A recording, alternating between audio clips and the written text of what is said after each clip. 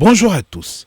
À défaut d'un fait majeur pouvant faire l'unanimité, les journaux parus ce mardi 4 janvier 2022 s'intéressent à divers sujets allant de la politique à l'éducation, en passant par la culture, l'économie et la sécurité. Au chapitre politique, par exemple, c'est le discours à la nation du président de la République qui continue à susciter de l'intérêt du côté du mandat, qui note que le président Ouattara dégage de bonnes perspectives en 2022, revenant sur ce qu'il prévoit en cette nouvelle année.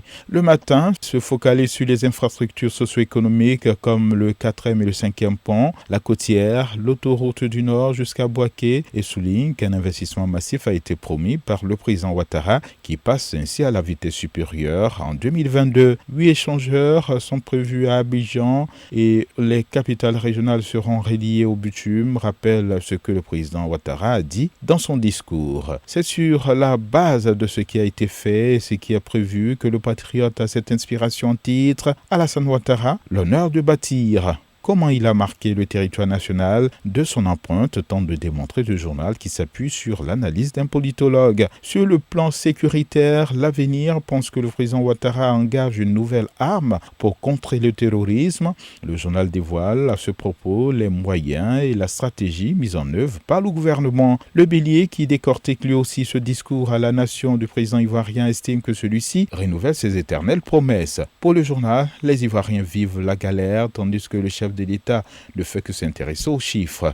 Dernier Armand insiste pour sa part sur les 3 changements que les Ivoiriens attendent de Ouattara en 2022 et ce sont la bonne préparation des élections locales de 2023. Aussi, le pays doit sortir du cycle infernal des violences électorales et enfin, le dialogue politique doit aller à son terme, soit le confrère. Justement, sur ce dernier point, à propos du dialogue politique, Notre Voix et Le Nouveau Réveil s'interrogent si ce qui bloque le processus après son lancement en fanfare en décembre 2021. Éducation nationale, après l'épisode de leur redressement au centre de service civique de Bembresso, la 60aine d'élèves délogeurs a été libérée, annonce Notre Voix.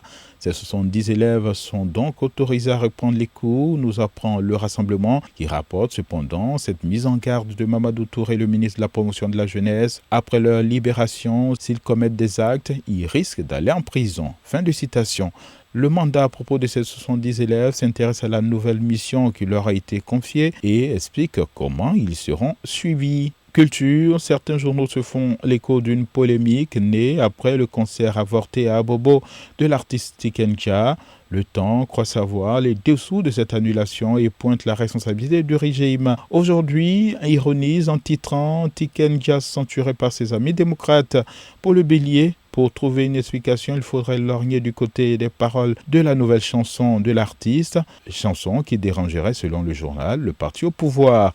Son confrère, le Bélier intrépide, estime, après l'interdiction de son concert à Abobo, que l'artiste ne récolte que ce qu'il a sémé. À propos de cette annulation, justement, le mandat répond que c'est un faux procès qui est fait au pouvoir. Économie, notamment à propos de l'exercice budgétaire de 2022, l'État recrute 26 314 agents. C'est ce que nous apprend Fraternité Matin, qui souligne ce que cela coûte au budget de l'État. Près de 115 milliards de francs CFA, c'est le montant total de ce recrutement. L'Inter s'intéresse pour sa part à la loi de finances de 2022 et aux nouveaux impôts qui seront appliqués en cette année. Et à en croire le confrère L'Avenir, après la Saint-Sylvestre, les promoteurs de bars et maquis pleurent, sûrement pour ne pas avoir fait recette en cette période de fête.